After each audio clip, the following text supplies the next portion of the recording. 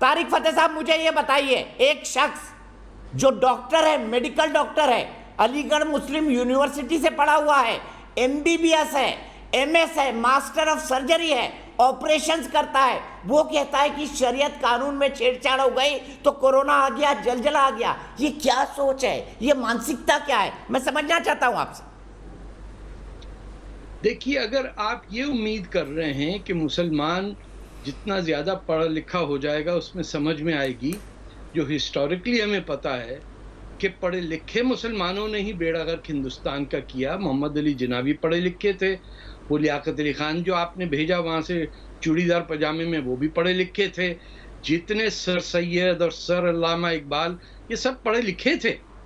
آپ نے کبھی عام مزارے سے، کسان سے کبھی گھٹیا بات نہیں سنی ہوگی، چاہے وہ پنجاب میں ہو. میں سندھ میں بھی رہا ہوں، پنجاب میں بھی رہا ہوں، ترکی میں بھی رہا ہوں. سب جگہ دیکھا ہے کہ ہمارا مسلمانوں کا چیلنج یہ ہے کہ ہم میں جب ذرا تھوڑی سی عقل یا پڑھنے کی قابلیت آتی ہے تو ہم ڈھونڈتے ہیں بیک پیسج.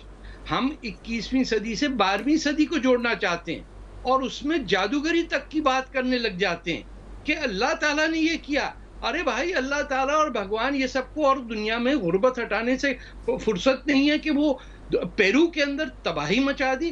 ساؤتھ امریکہ میں جو حالت ہے اس وقت، آپ کوئی نہیں ہے کہ the world's highest rate of destruction and death is in Latin America. Ecuador, یہاں ویتنام میں دیکھیے کیا ہو رہا. یہ سب کیا؟ اگر اللہ تعالیٰ اور بھگوان جی اتنے ہی بڑے ان کے پاس پاور ہے تو بھیا جادو کر کے ٹھیک کر دیں. میں تو اسٹریٹ فارورڈ بات کر رہا ہوں. بچوں کو کہتے رہتے ہیں کہ سب کچھ اس کے ہاتھ میں، اور وہ بچے پہ دیکھتے ہیں سڑک کے اوپر کے بھیک مانگ رہے ہیں، even in a country like United States یا کینیڈا. غربت کو ہم نے آنکھ ہٹا کے ہٹا دی، بولے وہ تو اللہ پتہ نہیں کس جنم میں سزا مل رہا ہے. یہ سیاست سے دھرم کو اگر آپ نے نہیں اٹھایا، ہٹایا، الگ کیا، اور ذکر نہیں کرنا چاہیے آپ کو کہ یہ شریعت کا قانون. ارے کس شریعت کی بات کر رہے ہیں؟ ساری شریعت جھوٹی لکھی 200 سال بعد قرآن آنے کے. جس نے جس کی ایسی تیسی کرنی تھی اس نے ایک حدیث لکھ دی اور کہا یہ تو پروفٹ محمد کرتے تھے، ہم بھی یہی کریں گے. آپ یہ کہہ رہے ہیں آدھے سے زیادہ مسلمان دوسرے مسلمان کو مار رہا. سیریا کے اندر 5 لاکھ مسلمان مار دیے. اسماعیلیوں کے ساتھ کیا ہو رہا ہے، شیعوں کے ساتھ کیا ہو رہا ہے. یمن کے اندر 2 لاکھ آدمی مر گیا.